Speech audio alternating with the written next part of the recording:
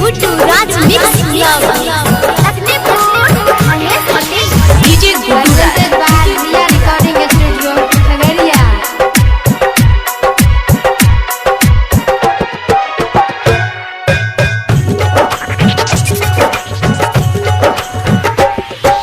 सूरज देव उगताई के बहिना छठी माई के घाट।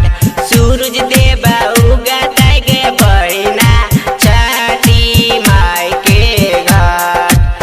अर्घ दैला चालिया के बहिना गाँव हमारा साथ। अर्घ दैला चालिया के बहिना गाँव हमारा साथ। कैसे हम जाइए हो भैया छठी माई के घाट।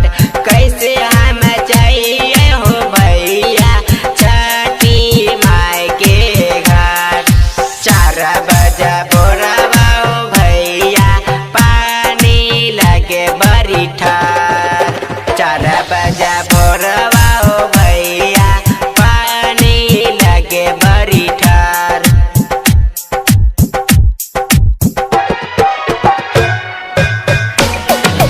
डीजे गुड्डू राज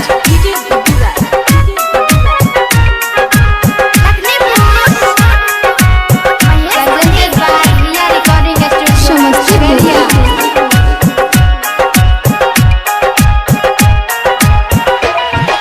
हुनका पर छोड़ी दे के बहिनी लगता बेरा पार। हुनका पर छोड़ी दे के बहिनी लगता बेरा पार। चला चला चला के बहिनी छठी माई के घाट। चला चला चला के बहिनी छठी माई के घाट। कैसे हम जाइए हो भैया छठी माई के घाट। कैसे हम जाइए हो भैया छठी माई के घाट। कैसे हम उठेबै हो भैया छठी माई के हाथ। कैसे हम उठेबै हो भैया छठी माई के हाथ। क्या नाम है आपका? डीजे गुड्डू राज कहाँ गाँव बाहर हो? डीजे गुड्डू राज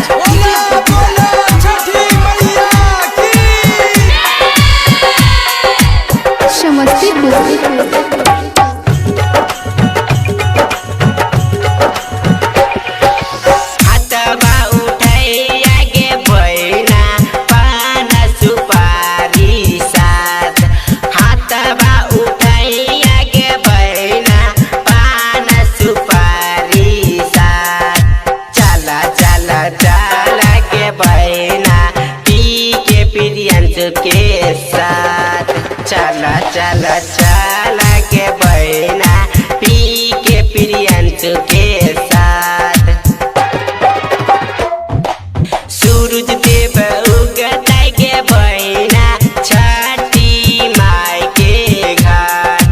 सूरज देव उगताई के बहिना छठी माई के घाट। अर्घ दैला चालिया के बहिना गाँव हमारा साथ। अर्घ दैला चालिया